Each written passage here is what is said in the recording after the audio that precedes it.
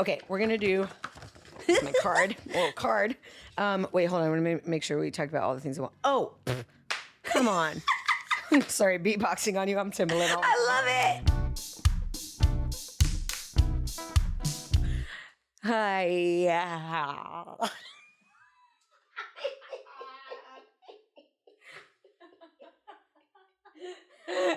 I was like halfway. I was like, are we doing it or are we not? It's going. Hey. Let's see if we can do one that's even more awkward than both of those. Oh my God. Hi. Welcome to Words That Move Me. I'm Dana. My dog is Wrist Roll. She is trying to burrow herself into the snack drawer as we speak, and it's chaos here at my place. Hey, Tiny, come. Not today, Mom. Riz, come. She's like, no, the snacks are here.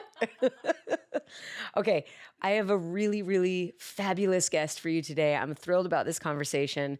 Today I'm talking to the one and only Alison Faulk, and I really want to share this episode. But first, we do wins, and I have a slightly Alison Faulk related win today.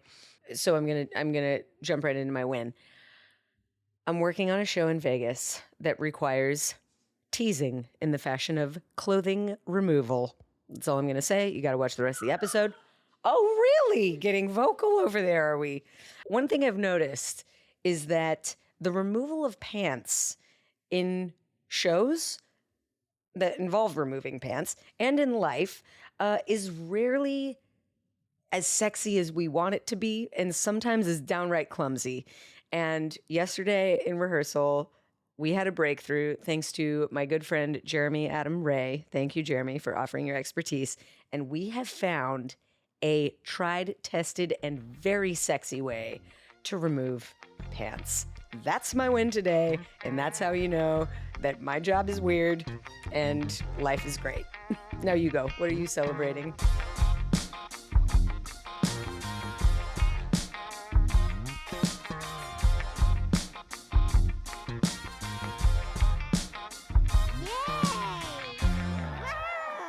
Awesome. I'm so glad you're winning.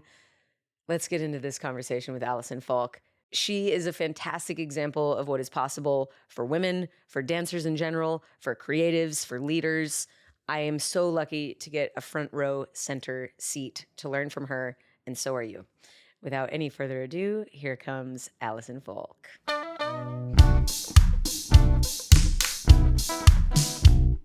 That'll make sense later. Oh, shit. Alison Faulk, everyone. Hi, Alison. Hi.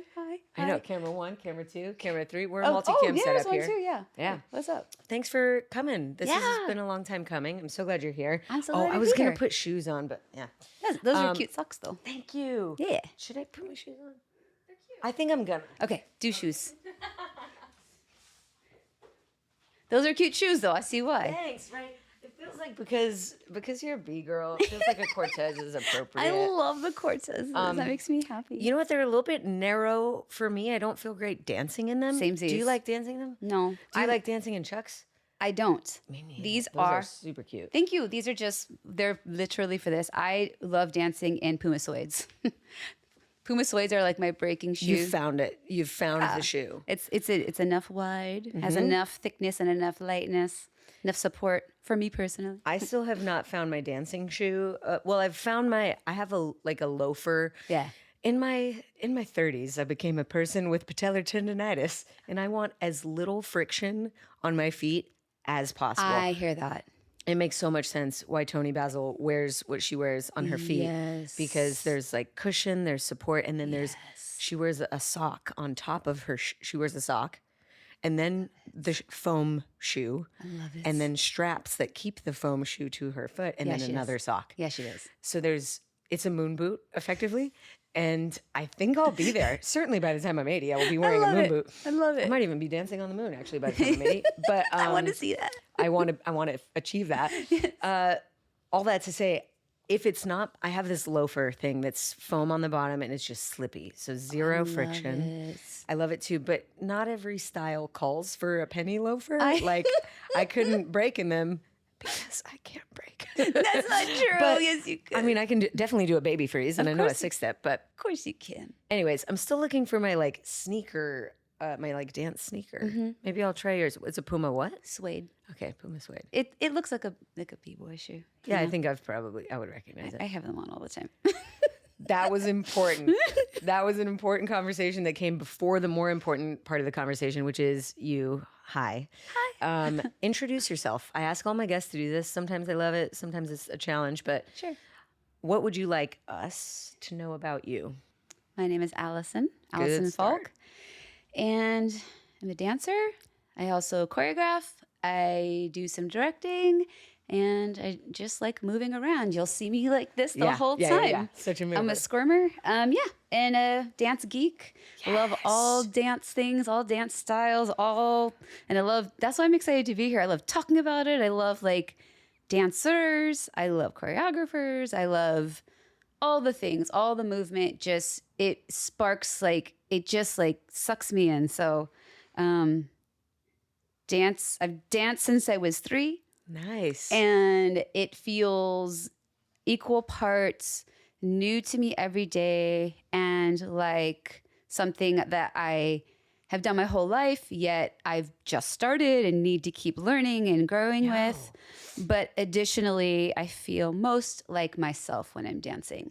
Words I'm not fantastic with. I feel like an awkward person. If you ever see me looking together, it's totally rehearsed or I'm putting on a brave face. I see. Or I'm putting on my big girl pants and I'm like, hey, I'm here and I'm running the room and here we go. Right. You've had a speech with yourself in a mirror somewhere to get you to that place. Or I know I need to get the job done and I'm ignoring any of my feelings and I'm like, let's fucking get the job done. But I only feel good when I'm moving. I hear that. That's some profound self-awareness, girl. That is really, that's cool to know because I would have never assumed that you had a vulnerability in the speaking place. Oh, because cool. I watch the way you hold a room, and isn't that funny to hear? Like, sometimes I think of us, the individuals, as a car, and like you can see your rearview mirror, which is like all your past and all your shit and all your things. And from me, the other vehicle, I can't see what's in your rearview mirror. Oh, I love it. Unless I'm heading at you, and if I've known you a long time, whatever. Yeah. And then we have our side view mirrors, which is kind of like sometimes we can see, but then we have these blind spots.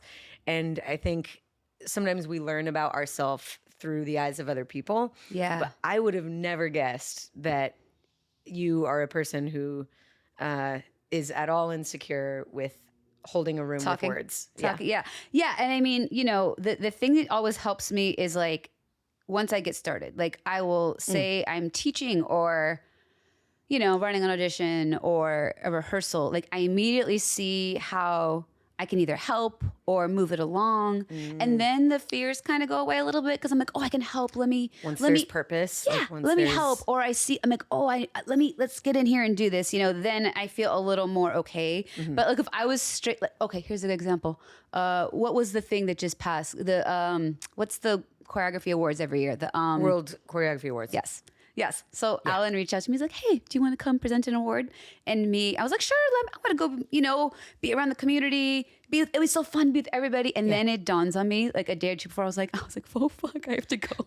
For the exact same reasons. Be around the community. Be in front of the entire community. And stand there and talk. Speaking. And stand there and talk with a pre-planned thing. Yeah. And so literally as a... Look at me. I'm like... you're recoiling, just recalling this. Yeah. I was backstage with like Scott Hislop, who was like hosting. Who's in the most himself when he's holding a room. Yeah, talking, being funny, all so these funny. things, right? And so I'm back there like shitting a brick, and I'm like reading through it. He's like, "Are you okay?" I was like, I'm fine. I just don't want to fuck up the, the thing or whatever. He's like, "You're gonna be fine." I did it. It was fine. And you were fine. It was fine. But it you was were good rehearsing. For me. I rehearsed. Okay. It was good for me to like push myself. Funny enough, we were talking about Toni Basil a second ago. She's the most mentioned person on the podcast, obviously. We were on our way to Carnival, 25th anniversary, or 25th birthday. Yeah. It was the anniversary of Carnival. I think it was 25. And she was rehearsing her speech in the car. So don't feel like rehearsing means that or needing or wanting to rehearse means that you're not good. Thanks, I appreciate because that. this woman has been doing this for a long time, and she rehearses. And she's a pop star. She's an a icon. pop star. She's a living legend. She's Done all the things. Oh my God. Dude, you want to hear something funny? Tell me. I danced in the first performance of the first carnival. This is a first on the podcast that I don't think I've had. Like night one. What? Like night one. Night one. And right now everybody's doing the math. Like, okay, how old is this person? You look freaking fantastic. You're really sweet. I know on a a lot lady of never concealer. shares, but do you? I'll share. Yeah, go for it. Yeah, I'm 47. Yeah. And still getting fucking down. I'm trying. I'm trying. Okay, so I want to go like 4 different directions based on a couple things that you've said so far. Okay. The fact that you are attracted to all dance speaks to your abilities to do many, many styles. I try. I'm assuming it was just that you were attracted to something Yes. and you were like, I've got to get in there. I have to do that. Yes. And this kind of beginner mindset probably keeps you training. Yes. Like, there's always more to learn. There's always more to learn. Is that what keeps you in there? Yes. Okay. Yes. And then the longevity component of it, do you attribute that? Do you have any examples of your life other than Basil, who's a great example of this, of people or specifically women who just keep going? Yeah. I mean, I think several people. So, so I did scholarship at Tremaine Dance Center when I was 19. So I would get you win scholarships on convention. So I think I won one when I was like 13 or 14. Came out, hi baby. Came out to LA, and then every summer I'd come out. Hi, my love. That's wrist roll. Wrist roll the dog. You want to come up? Sweetie pie. Come on. Come on. She's thinking about it. Considered it. She's gonna come up. Okay, She carry will. on. But so, anyways, I say all this to preface Joe Tremaine. So Joe Tremaine is definitely one of my mentors, and he was like, "You just got to keep going, just keep going," because he was mine in the faculty shows forever. Yes. Him. My Pilates teacher is Laura Dunlop, and she is a woman who's in her 60s. I don't think she makes that a secret. Generations before me, and she is killing it. Yes. My ballet teacher on scholarship was Sally Whalen, who would, in her 70s, slide down into the splits, and she would be like, "You just got to keep going." Every day. Every day. Yeah. And Joanne Jansen. Do you know Joanne? Yeah. She's a mentor of mine. I'm not going to say her age. Work. You would literally like fall on the floor and melt your face Drop, off. yeah. And same thing, keep going. Just don't stop moving. Keep going, don't stop moving. Doug Caldwell said it, keep going, don't stop moving. And I was like, all right, Flo.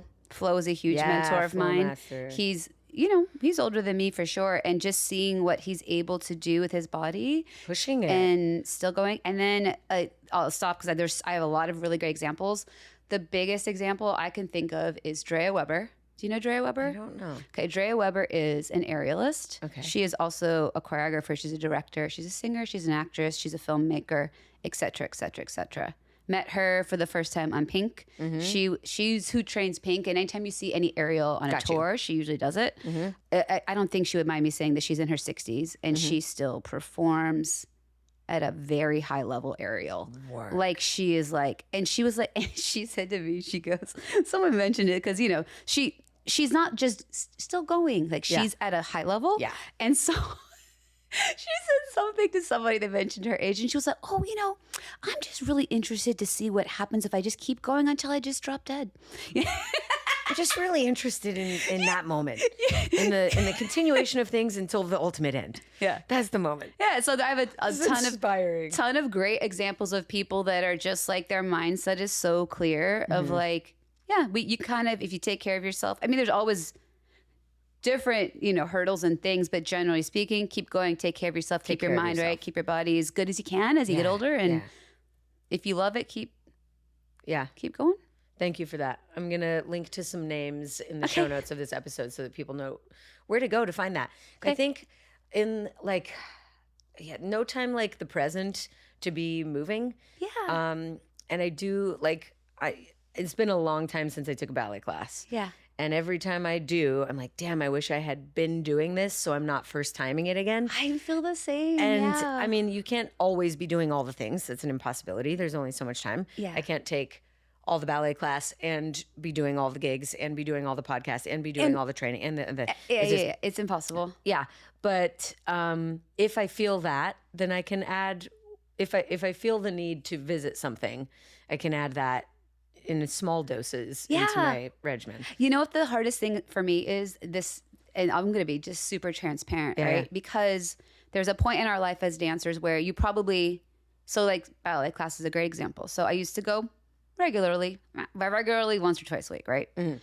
So I probably had my peak of my ability in ballet when I was the best for myself, which is not that great, by the way. But you know what I'm saying? You're playing yourself down. But my best, right? Mm-hmm, and so I just have to get over my ego to be like, okay, you're going to show up and you're going to be here and you kind of have to be okay with it because otherwise you're never going to do it and then you're down there. Yes. And as I get older, if I've let something drop off, I have to just get out of my fucking way and be like, just fucking show up. Yes. Just do it. Yes. Know that it's okay because the alternative is you don't ever do it again. Yes. And how sad is that? So sad. But so it's hard. It's hard. Well, because further down the road, if I put myself in my future self's shoes, me taking ballet class today at 37 is way better than me not taking ballet class until that day. Yeah. So totes. It's kind of this is going to be a really awesome transition. Get ready. I heard somebody talk about one of my friends, a woman. She's like, I want some like tasteful nude photos of myself. I love it. And she's like, I'm not getting any younger. I think it's now. I think if I wait until I'm older, I'm going to say, why didn't I do it when I was young? And I think the same thought about ballet class.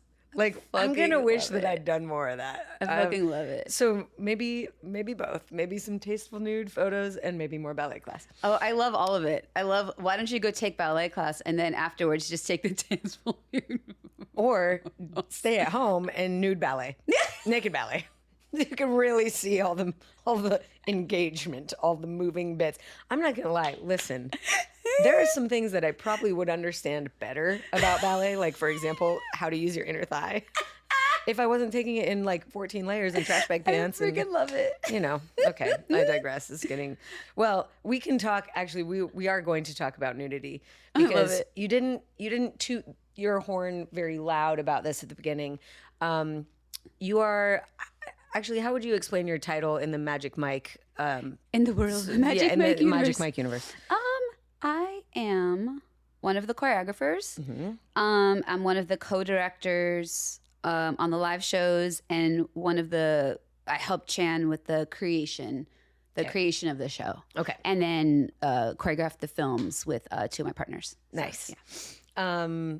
I am a huge Magic Mike fan, like big Magic Mike fan.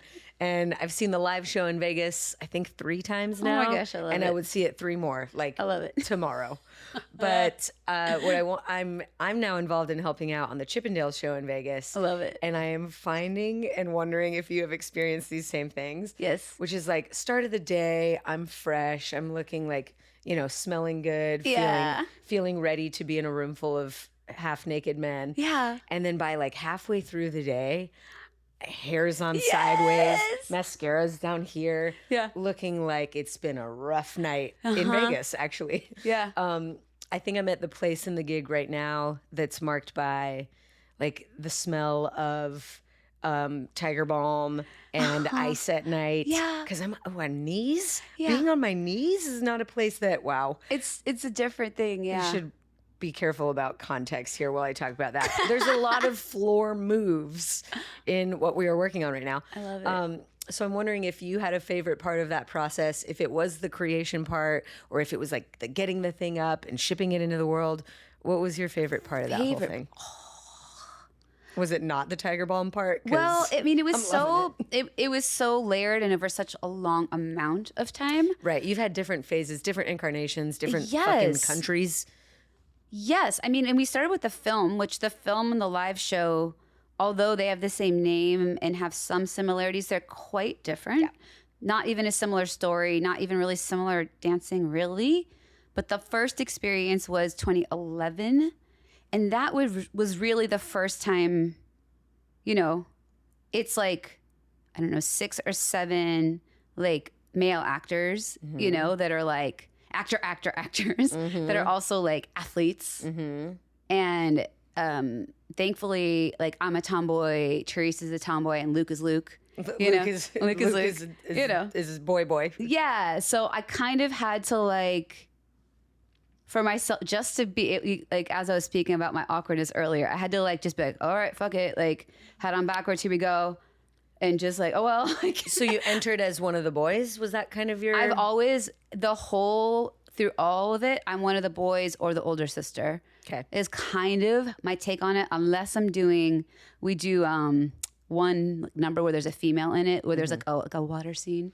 And then I obviously choreographed that. And so when I do that, I'm like her. The idea of woman. Putting on my like sexy girl moment, you know. But I enter it as like, okay, bro, let's go. Like that's my vibe. But yes, I do share I catch glimpses of myself in the mirror and I'm like, oh damn. I'm like, shit, oh well. I'm like, oh well, there's that.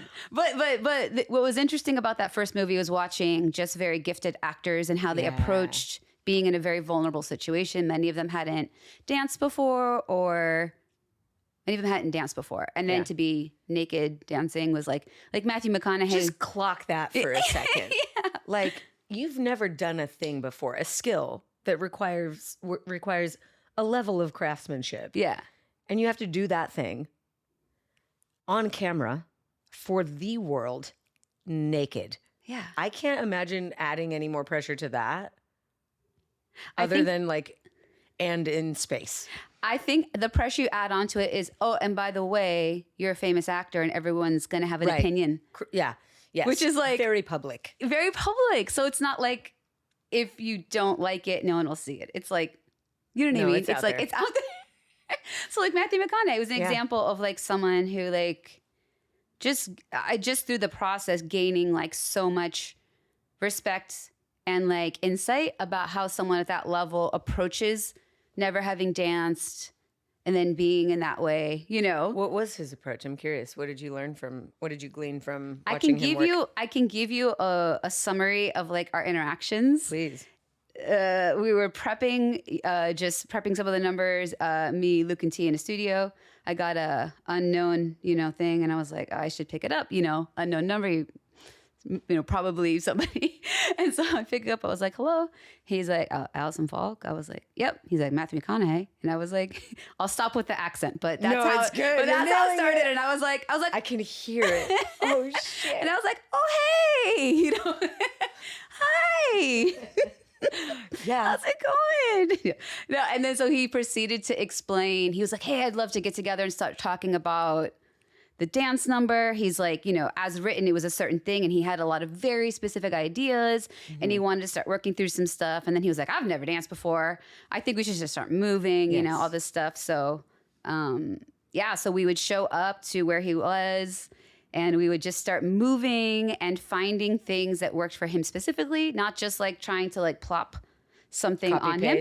Yeah, because he moved onto him. Yeah, no, he moved a very specific way, and we found things that were good for him. Nice. And then we kind of like put this whole story together, and then, or I say we meaning him, and we're just there to help him structure his ideas, which I've found a lot of times with people that are very into their characters, you're just helping them structure their ideas because they're so in it. Yeah. So help them structure his ideas, and then. He was like, okay, on the day off, he was like, we're going to do a dress rehearsal because there's all these elements. He was playing guitar and singing. He was doing a fire thing. And then he was going to go into a dance. Yep. And I was like, that's a lot. Okay. He's like, we're going to do a dress rehearsal. He's like, and then he gave me some very specific notes about keeping my eyes on certain places for a wardrobe to make sure certain things stayed in place. Amazing. And so, and in this moment, if I take a step back, you're like, oh, that's funny. But then I'm like, no, I actually feel like in those moments, I completely turn off any sense of, I don't know, sexuality or being a woman. And I literally feel so responsible for this man because he is in the most vulnerable position. And the only person looking out to make sure his stuff is in his thing is me. Yep. And he has given me all of his heart and soul and tried so hard. And I'm like, I got you, bro. Yeah. So a lot of that whole process was like, I got you. Yep. It's okay. Yep. I got you. We're going to be okay together. Because they're looking at me with these eyes, like they start to get my vibe that I'm not, I'm nice, I'm kind, I'm here to help you. There's no like weird thing. And so they start to figure out, they're like, oh, she got me. And so then every so often I'll see in their eyes like, And I'm like, come here, we're gonna be okay. I got you. You know, That's huge, dude. yeah. But so that's a good example of like, that was kind of like, and then you multiply that by like all these beautiful, amazing men that have their versions of that, you know, and that kind of started it. But you know, if you're in a room with like Joe Manganiello, who's like 6'6", like, you know, he's just like changing his clothes and talking to you, and you kind of just have to like very quickly be like, okay, this is what we're doing. Yeah. Okay, this is life. This is life now. This is my job today. Okay. And then you multiply it by the years, and then you just, you know, it's not like you don't notice how like beautiful they are and how like they're just gorgeous and hot and all these things, but it has to take a back seat to like, for me, that's how I approach it. Like my role of like, I got you, let's get this done. Yes. And And then when we get it done, we can marvel at like, oh, you look great. You know, you look great. But let's get there and let's figure out you. Yeah. Because the men in those films, like you got to figure out their thing to how they get there. And then with the live shows, my favorite part of doing it was we spent like 2 years talking about it on and off with Chan, and we would like go to Vegas and scout places, and then we'd spend like 6 to 8 hours in a hotel room talking about ideas. yes. And this would happen, you know, for like a few days, and then, you know, he would go do a movie, and then we'd get together again and like talk about stuff and whatever, and you know, and we've known each other for the long game. yeah, we knew each other for so long, and it wasn't like a situation where like, I mean, he really wanted to reimagine what a thing like that could be, and really be sensitive to like culture and women and how this was going to be put into the world, and like understanding the nuances of all that stuff. So there's a lot of talking and a lot of consideration. Like, I mean, there was like a year of us like listening to music for months on end, and like, you know, like here's all the music in the world and how does that fit together? And so that process, although it was at sometimes like, are we ever going to find the thing? When you do find the thing, it's like exciting. Yeah. And then even though our show now has evolved a bit from our very, very first version, like that very first night of like people seeing things and being like, oh, okay, this might work. You know, that was exciting. It was exciting to know that like that was out there. And then the thing that I've loved so much over the years is seeing the amount of dancers that we have been able to like give a job and that they enjoy their job, and our organization treats them really well. And the amount of people that have created friendships, relationships, gotten married, had babies, like so many relationships. It is. And then people that are like best friends, that like someone's from Italy and someone's from like South America, and they're like best friends. And like, or like a good example is like this kid Jeremy, who's from Atlanta, and like Ryan Pierce, who's like a metalhead, and they're like best friends. And I'm like, these two people should never have been in the same room, let alone best friends. Amazing. So like seeing those things happen, seeing people be able to save their money and buy a home, like that shit melts my face. And honestly, it all goes back to Channing's random decision when he was 19 to like be a random stripper. And then have and then do a film with Steven Soderbergh, and then him and his best friend have a random conversation with them at dinner.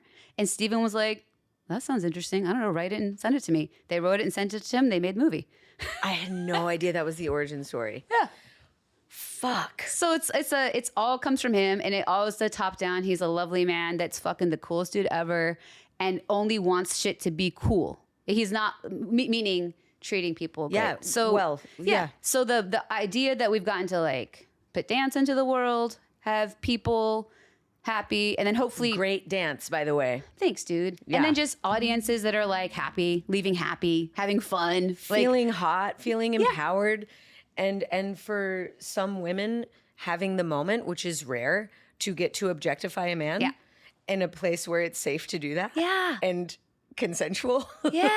Is awesome. And I would point out also, it felt as an audience member that this was a show that has been extremely considerate at every step of the way. I feel so well cared for as an audience member.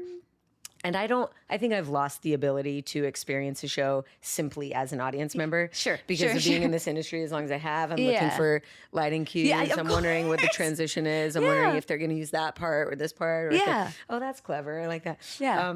It's hard for me to observe something just as an audience member. And Sure. that show put me there. Like I had to go see it again because I wanted to love like it. study it more. Because I just became, it really was disarming and smart and well crafted. I could tell that this was not something just thrown together. I love that. Thank you. And I think the amount of time you guys have had to like evolve the brand and the fact Yeah.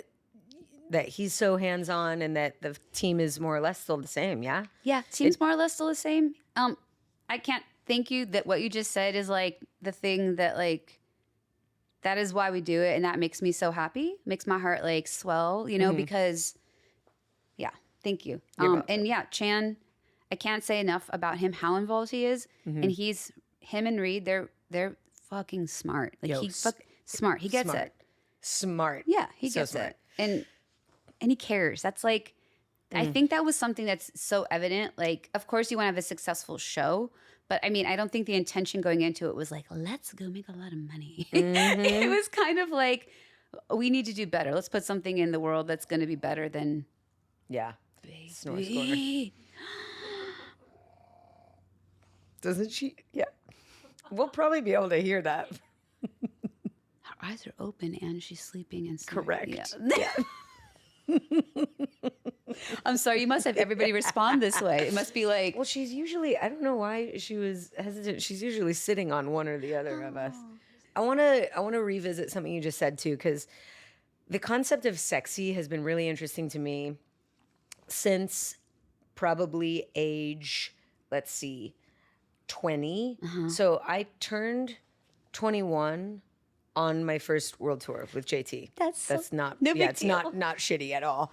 He threw me a birthday party in Hollywood once. It was awesome. It was fun. dude. I know. And then that night I threw up out the window of Ava Bernstein's Yeah, you did. car. That's hilarious. With the Scion. Oh my god. Stop it. As it should be. 21st birthday. As it should be. So I very much modeled myself after men most of my dance career. Yeah. I liked the way men dance, and Yeah. so I wanted to dance like them. Yes. And then when I was on that tour, I remember being on the tour bus once and watching the show and Marty giving notes. And he asked me at one point, he was like, I think you should do it more like Nancy on that part. Nancy Anderson, by the way, super shout out. Smoking, hot, fabulous dancer. You're so great. Love you big time. Does all the things. But that was the first time in my life I was like, but you're you and I dance like you, and that isn't that why You're like, I'm here? Because Yeah. no. So wait, yeah. Yeah.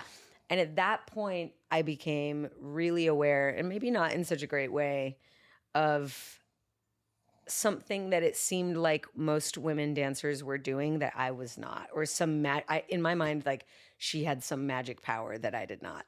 And it was not until I started taking acting class and this came up in acting. I know she's really, this came up in my acting class, something about like I had like an aversion to expressing myself sensually in a scene because I had this identity about being kind of dudeish, and Yeah. I thought that it was cool to be that.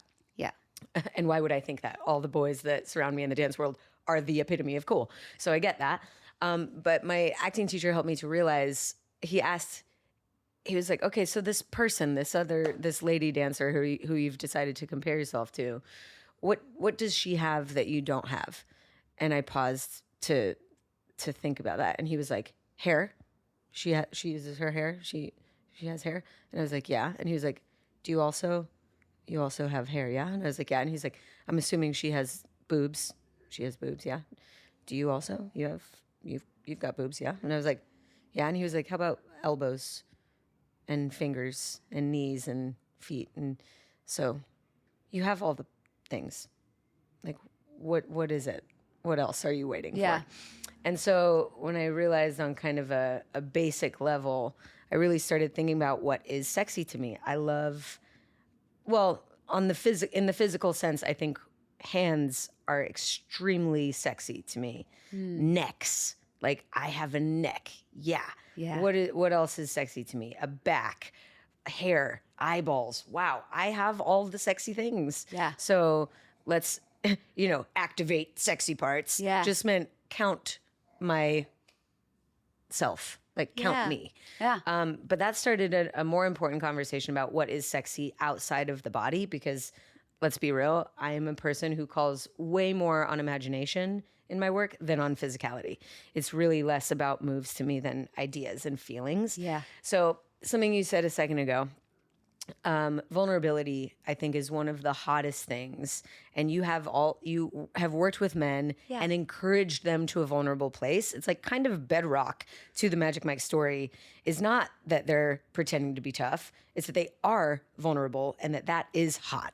Yeah. And I think what you've found or what I'm learning from you right now is that being vulnerable requires getting a little bit messy. Yes. And in this project, you had to be the container and the cleaner of the mess. Yeah. So like a big bucket that just keeps shit in the bucket and keeps things from splashing over or like allows a spill to happen. Yes. And then is the container. And you have to be so big to contain some of these big messes. It's true. No offense, gentlemen, but like anybody finding themselves is going to get a little bit messy. You're unpacking, you're trying, and it sometimes can like get messy. It's a really, really cool observation. And I mean, just kind of speaking about what is sexy, like.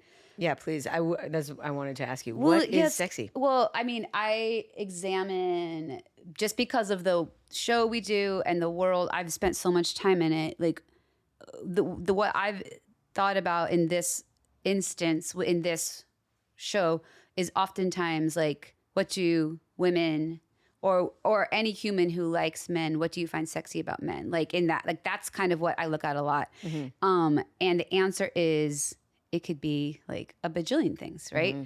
And it could change. Like I can think something is sexy today and tomorrow, maybe not so much. Or, and that if I'm speaking about, we'll just take heterosexual women for a second. We are so different and our tastes are so different and no one is wrong. It's all right. Mm-hmm. So if I'm just naming some things that are sexy, humor is sexy, romantic is sexy, intelligence, being dangerous, being a little dangerous is sexy, being just physically, like athletically hot is sexy, like stereotypical down the line, sexy, et cetera, et cetera, et cetera, et cetera, et cetera. So in our show, we try talent. I think being good at what you do is extremely sexy. Yeah. Like if you're the fucking best journalist, I'm like, damn, you could really write, can't you? And like, you know what I mean though? Ooh, but it's true though. Like when you see someone like excel at like what they really enjoy and are good at. And so in the show we do, we try to do that, right? Like we try like, who's a really dope singer? Let's have him sing because, and then unpacking with the vulnerability aspect of the sexiness. It's like, talking to a man, like especially guy dancers that maybe didn't see themselves in that way, but I'm like, oh, actually, you don't understand. You're really attractive because, let me tell you why I think you're attractive. This, and this, and they're like, oh, really? What? Oh, I am. So like JD is a great example. Twix, great example. Yo, he's so fucking good in the show. Twix, you're so good. Oh, well, like we said, we didn't think of himself as a sexy person. Well, the story's really funny. Go. So, I mean, you should have him on this at some point. 100%. Because his life story, if you don't know it, your face will melt off with. I don't want to give it away because it's so fantastic. But anyways, he's an underground b-boy, very, very well known. Massive Monkeys, won all these battles. Eventually made the move out here, started working in the industry. He saw like Flo and Wicket and B-boys like that were working in the industry. Rich and Tone took them under his wing. He started doing like the Chris stuff, Jason Derulo, all that kind of stuff, right? So he was down with like Footwork Fanatics, Funky Fanatics with Flo, and that's kind of my association as well. And so we'd all practice together. It would be like JD, Flo, me, and some others, in and out, group of us. And so I knew all this stuff was coming up, and so JD loves R&B. And when he was a teenager, he would like, Yes. In I do know. and Flo. We're gonna make this podcast, by the way, mandatory visual. You do kind of actually have to watch it. If you're a listener, just go visit YouTube a little later on and give it a watch, because there's some real nonverbal hinting that we're doing here. But carry on, yes. Okay, so Flo additionally is somebody that loves R&B and loves like being like a kind of dancing sexy-esque, right? You know, like body roll-esque type stuff. Like Flo loves this stuff. So when we session with Flo, like he usually runs the practice and like he'll be like, okay, we're dancing this kind of music. Okay, we're working on, foot to the front. Okay, working on this. We're going with that, whatever. And so he was getting into this vibe where he's like, okay, let's put on R&B and we're gonna dance slow and we're gonna do footwork, but I want it to be slow, and I want you to like not rush. And I was like, dope, love it. This is gonna be so helpful. I also love the sound of that. That sounds great. Exactly right. I'm loving this. I'm loving taking my time and not looking like a maniac. Awesome. And so JD was just kind of like sitting in the pocket, and like he basically did a halo.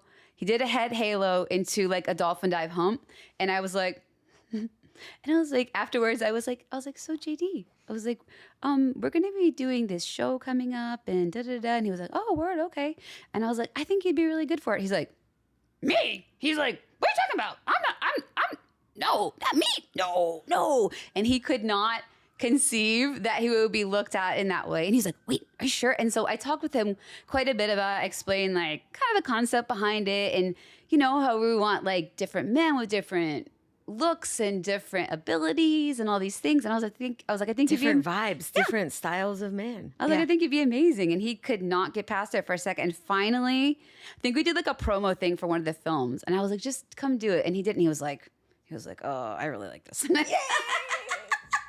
And now he's been in the show since.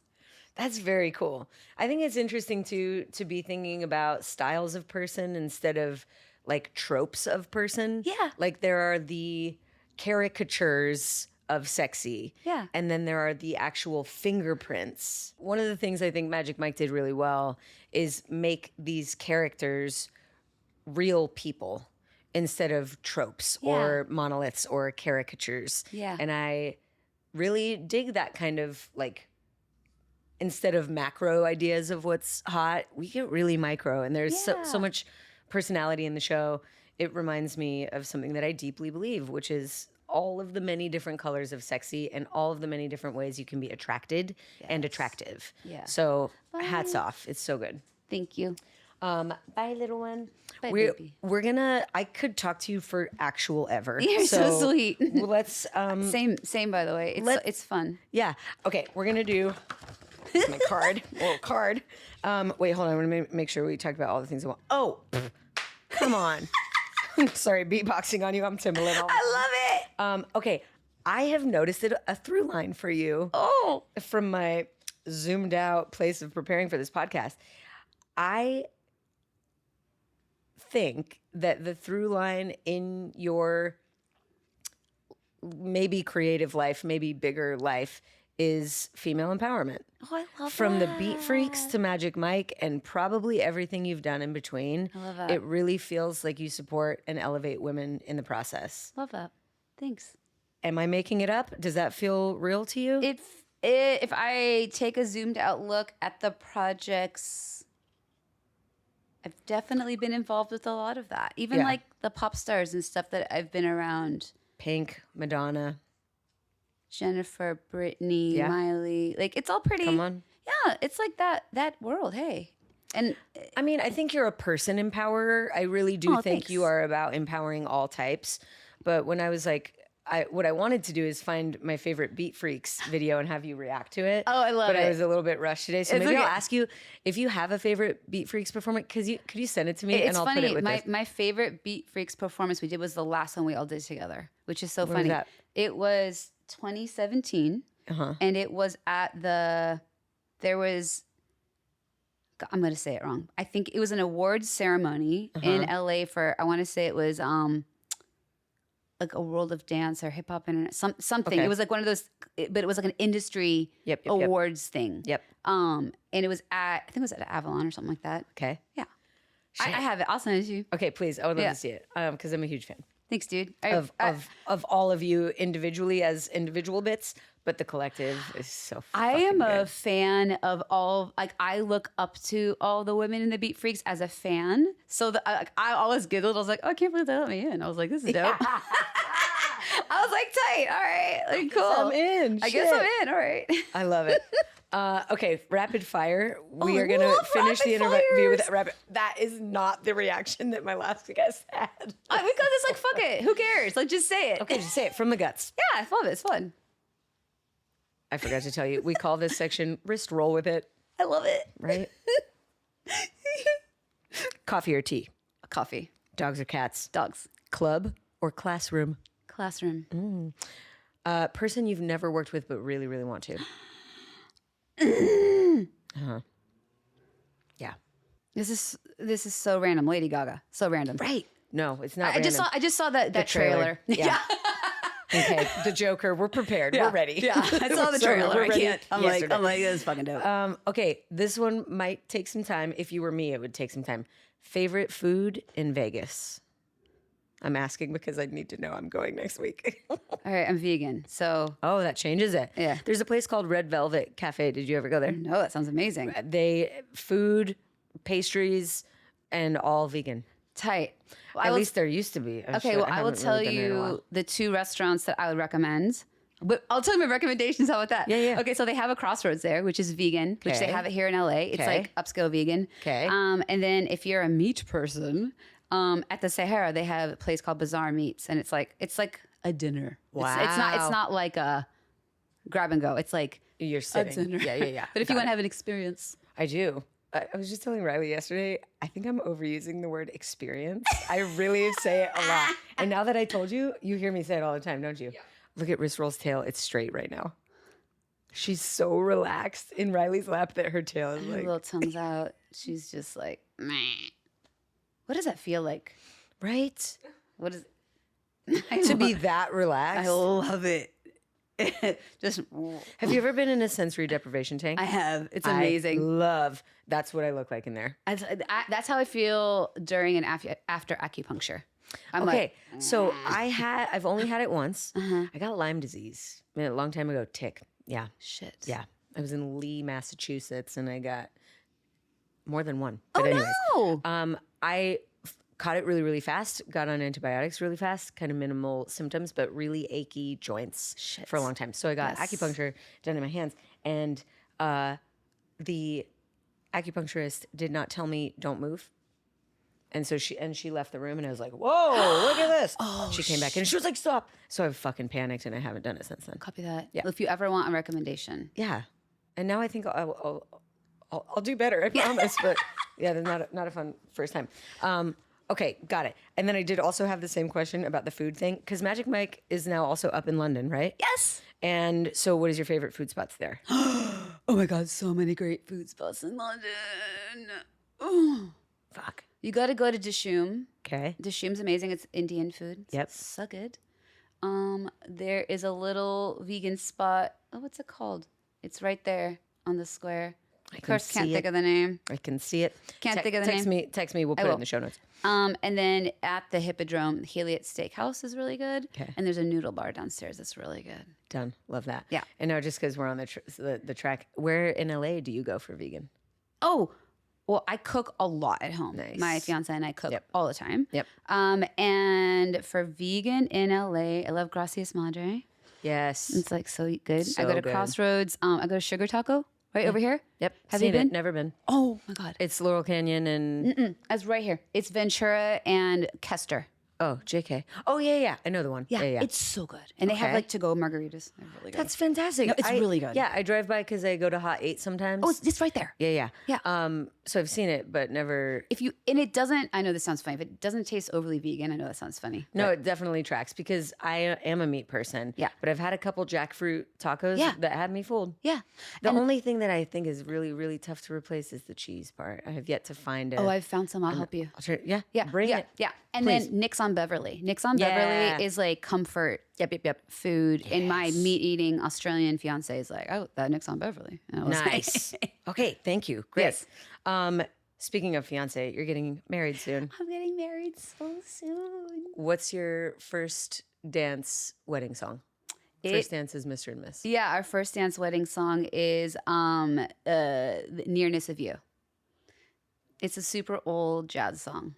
Nice. It's not the pale moon. Do, do, do, do. Nora Jones did it too. Yes, I know the Nora Jones version. Yeah, listen to the Ella Fitzgerald version. Thank you.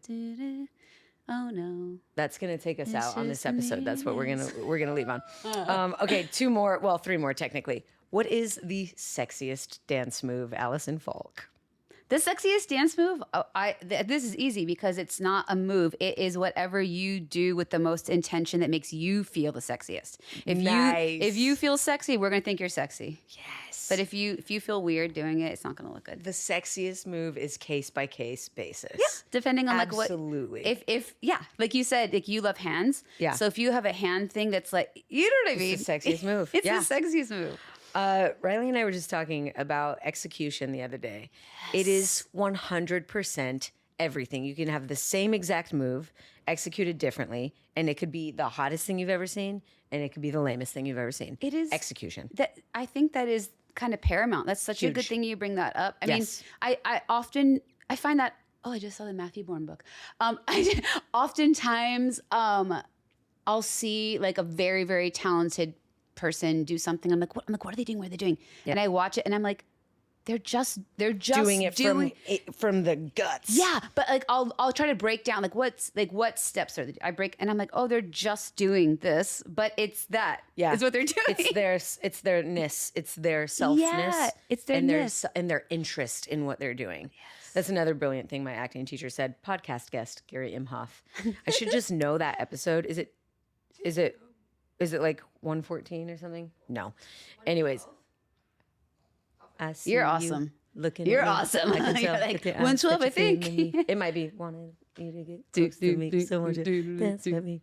Dance with me. My drop tops in the parking lot, and I'm gonna sing the song till you find the number. And I really want you to hit top for me. So won't you dance with me? Can't see you over there, just chilling with your girlfriends. Can't believe it. Look at that little girl just chilling. Be here with me, chilling with me, freaking she said, me. That was freaking with me. Wow. So now you always remember. So now it's locked. Yeah, it's locked forever. I am so sorry, Slim, for my vocals just now, and everyone. I'm pretty sure Peaches and Cream came out my senior year of high school. Oh, hell yeah. And we need to talk about that. That's amazing. Yes, execution. Gary Imhoff said that stage presence is simply the amount of interest you have in what you are doing. Oh, I love that. People who are more interested in what they are doing look more present and are commanding. Dude, I read this in Matthew McConaughey's book, and it has stuck with me.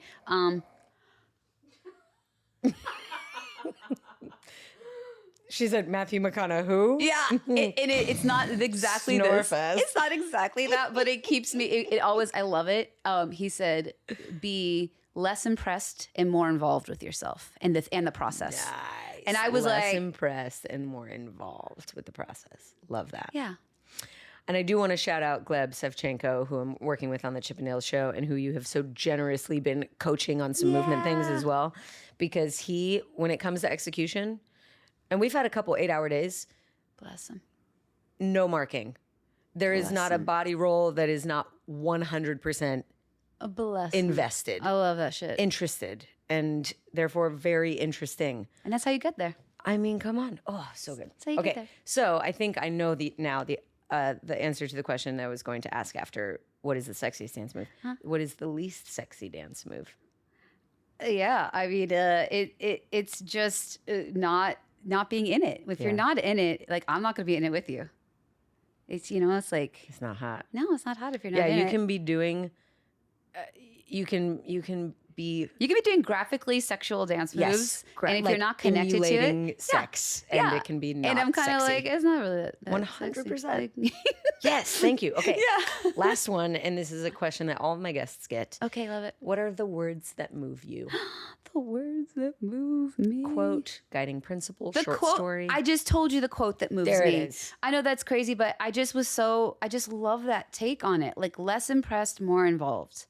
And it can be with yourself, with the job you're on, With the process. the process, like, and the sentiment behind that is like sometimes the grandeur of things, and not even in a cocky way. You're just like, oh my God, I can't believe I'm doing this thing. This is so cool. Sometimes maybe you're like, I'm doing this thing. But most of the time, with most of us, we're like, I can't believe I'm doing this thing. Yeah. Get rid of that and let's get in here. How can we do this? Yes. How can we do this? Let's get Work. involved. Let's work and do this thing. And I really like that sentiment. For Love my that. anxious self, sometimes I have to be like, Helps to stop it. focus. Yeah, stop it. You can do this. Let's go. Yeah. Forward. Yeah. Forward and through. Yeah. Fantastic, my friend. Thank Thanks, you dude. so much for being here. I cannot. So fun. Oh my God. A 2.0, because I want to also Yay. geek out on dance a little bit more with you. I would love that. Yeah, because also dance fan. I really, really love it. And if we were to like really put a bow on it, talking about dancing might be my more favorite sometimes than dancing, just because it's less painful. I hear that. And we can do it at any time. So cheers to talking about dance way more often. Yes. Thank love you it. again. Thank you. Thank you, listener, viewer, for being here. Click subscribe and the bell for notifications. Smash the likes. Leave a review or rating. I'll find it. Thank you. Go keep it funky. I'll talk to you later. Yay. The waving. Bye, kids. See you later. This podcast was produced by me with the help of many. Big love to our executive assistant and editor, Riley Higgins. Our communications manager is Ori Valladares. Our music is by Max Winnie. Logo and brand design by Bree Reitz. Thumbnails and marketing by Fiona Small. You can make your tax-deductible donations to Words That Move Me, thanks to our fiscal sponsor, the Dance Resource Center. And also, many thanks to you. I'm so glad you're here, and if you're digging the pod, please share it. Leave a review and rating. And if you want to coach with me and the many marvelous members of the Words That Move Me community, visit wordsthatmoveme.com. If you're simply curious to know more about me and the work I do outside of this podcast, visit thedanawilson.com.